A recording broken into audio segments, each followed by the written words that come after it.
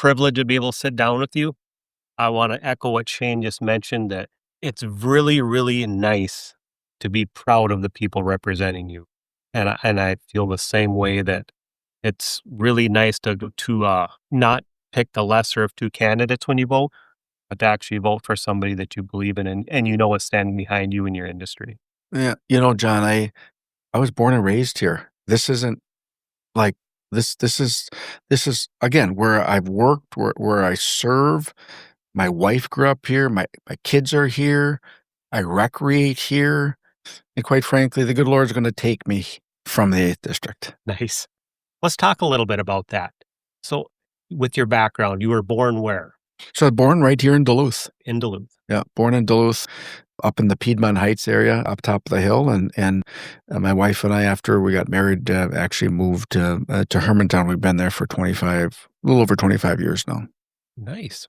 When my folks moved to Duluth, that's where I lived in Piedmont. I don't remember. I was quite young, but that's actually the same neck of the woods I was from. Hmm. So, because of your lifetime of being in the 8th district, especially in northern Minnesota, you have a real passion for the activities of the 8th district. Mhm. So how did you go from being a police officer? What got you involved into Yeah, making a difference? yeah, it's really interesting.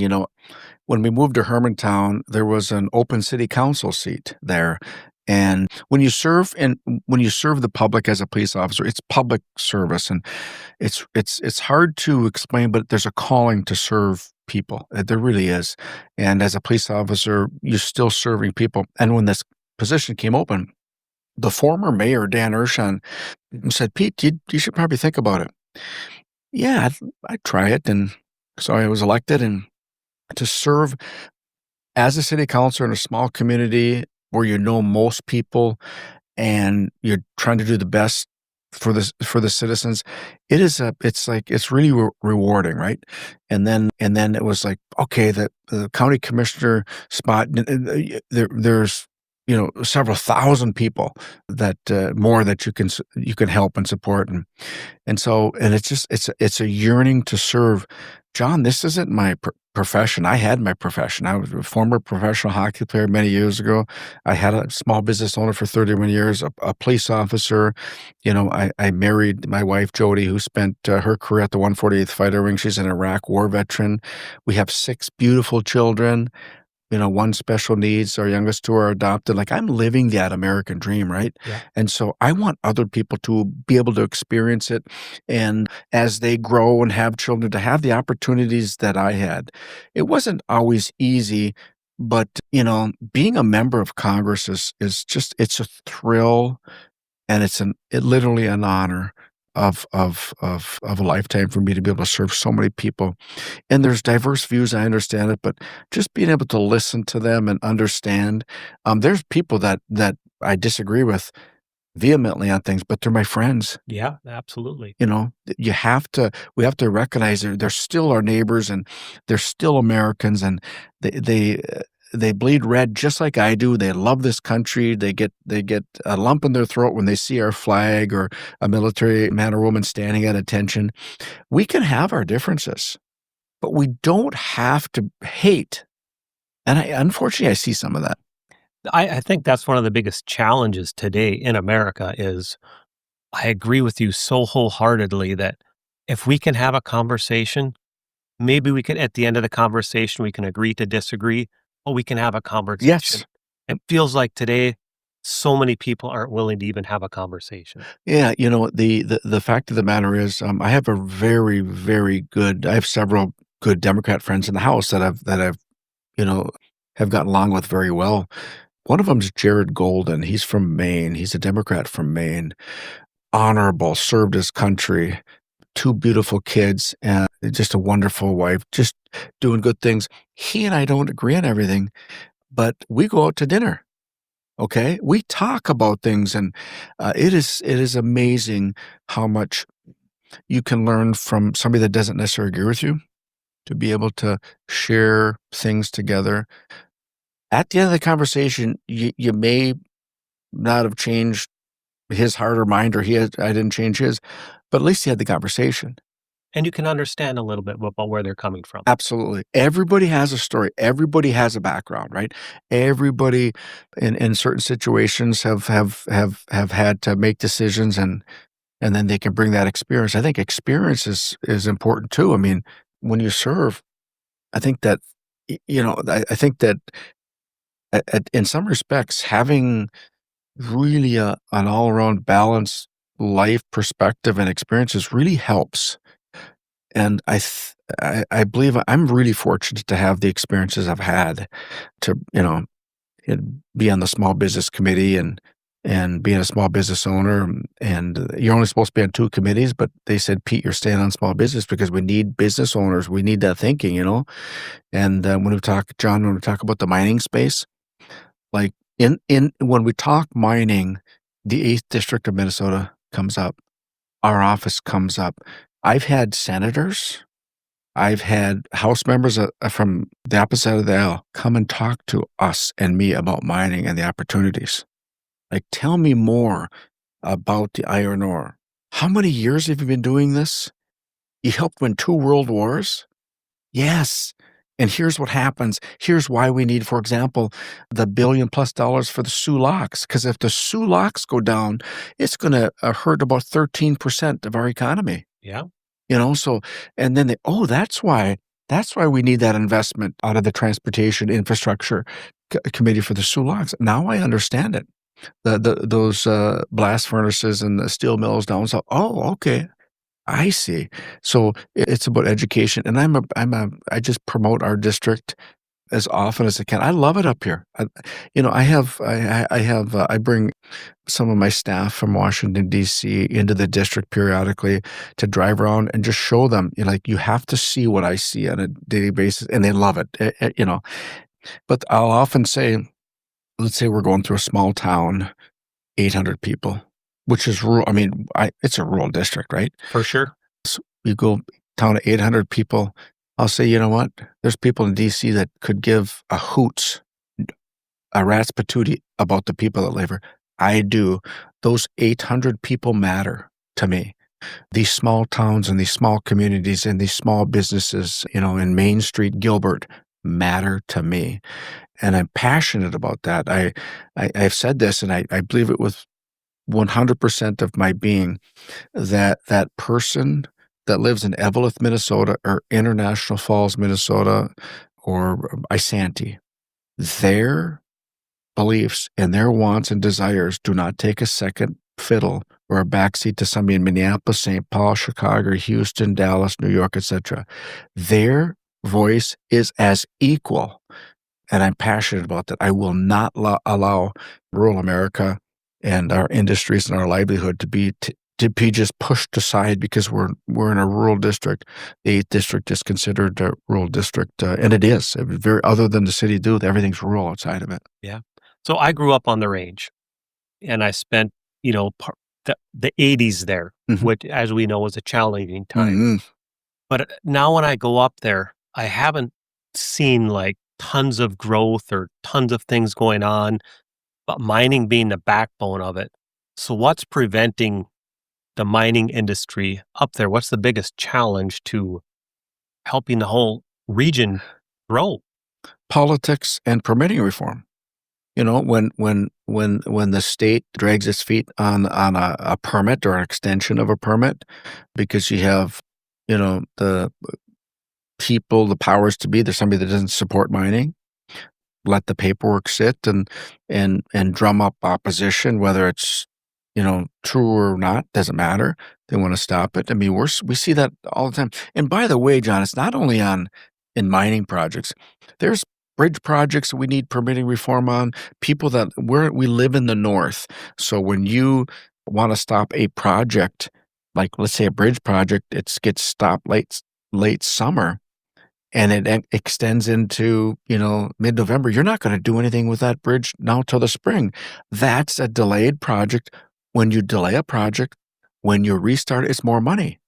right? When you live in the northern climates, that's what's happened. You have a window to get this stuff done, and when these people throw frivolous lawsuits or the permitting process gets tangled up in lawsuits, that's where you lose your momentum, and that's where you lose a lot of investors. And so the mines are very similar. Look how long we've been talking about the Duluth complex. Yeah. All leading geologists say there's trillions and trillions and trillions of dollars of minerals in the Duluth complex. And we are blessed in Minnesota on the Iron Range to have those. I've said if you own property in the Iron Range, don't sell it. There's going to be an economic boom on the Iron Range when these mines get going, and we're gonna mine these. We are going to harvest these minerals. We have to. We have to. We have a responsibility to be critical mineral dominant and non-dependent on places like China. China controls 60% of the critical minerals, 60, I think it's 68%, and they process 90%. You got to be kidding me. We can do it here in this country with our workers, the American workers in our small cities. So when you go to Hibbing and other places on the range, we have to build. I mean, we can do it. I will tell you that I've toured some businesses. There's some really up and comers in one particular in Hibbing. We have such an opportunity. And I will say that, in particular, I know all the mayors. Mayor Hajduk and I are very good friends in Hibbing, and he really understands the economic drivers. He puts the politics aside and does what's right, and that's why we get along so well. It doesn't matter what's good, what is good for the Iron Range, what's good for Minnesota, what's specifically good for Hibbing. Where are the opportunities? Where's the economic drivers? What are the hurdles that we need to get over to make your wish or your dream come to fruition? Yeah, absolutely. What comes to mind is, the CEO of Cleveland Cliffs made a statement not too long ago, last week or the week before, I'm sure you're aware of, about they're gonna pivot a little bit and get into the critical minerals mining part. Yep. And he said they have mines in Minnesota and Michigan, Yep. and then he made a comment about Minnesota. Yep. So, well, Lorenzo is, obviously CEO of Cleveland Cliffs, and they've got the Tilden mine in Upper Peninsula, Michigan. The studies, the geological studies, etc., of where these minerals are, and I think the critical thing is, number one, mapping them, finding out where they are, and then to see if it's financially feasible to harvest the minerals. Is the amount of money you're going to invest, are you going to get the capital out of it? Those are some things that investors look at, right? And our goal is to make sure that the permitting process, it's certain, John, and there's timelines, there's a litigation review, limited judicial review. So if they do want to harvest these minerals, that they can do so, in a manner that uses the best labor and environmental standards in the world. Like we have Talon Metals too. Yep. Talon Metals just did a core sample this couple months ago now, 28% nickel.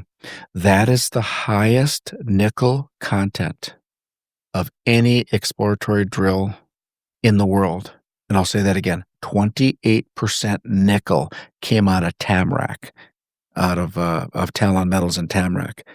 Russia has nickel, their highest was like 27 and some change. This is 28%. In fact, it's going to one of the Smithsonian's. It's right here in Minnesota, right here in Tamarack, Minnesota. Fantastic opportunity. Yeah, it's a huge opportunity. We can lead, and we're going to lead.